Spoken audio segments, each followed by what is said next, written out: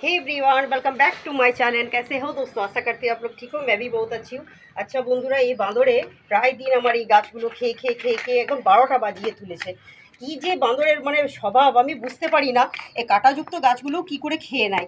গোলাপের গাছ কিছুতেই হতে দেয় না বন্ধু। যতবার যত্ন নিই ততবার এই হালত হয়।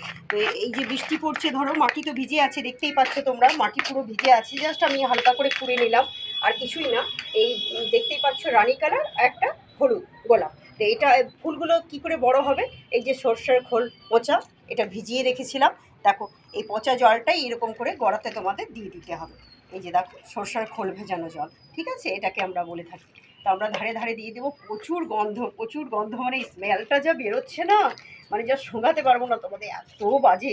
কিন্তু কি করব, এইগুলোই গাছের প্রিয়, তো আমি তো আর কিছু করতে পারি না। এদের তো এই খাদ্যগুলোই প্রিয়, তো দিতে হবে আমাদের সময় সময়, টাইম টু টাইম। তবেই তো ফুলগুলো বড় হবে, কড়িগুলো বড় হবে। তো কীরকম হয়েছে আমার এই গাছের ভিডিও? আমার এই গাছের ভিডিও যদি তোমাদের ভালো লেগে থাকে, আমার তথ্যগুলি যদি তোমাদের ভালো লেগে থাকে, অবশ্যই করে আমার চ্যানেলটি সাবস্ক্রাইব আর ফলো করে রাখো। আর লাইক শেয়ার কমেন্ট করতে একদম ভুলো না বন্ধু। তাহলে আজকের মতো আসি, tata bye bye, thank you.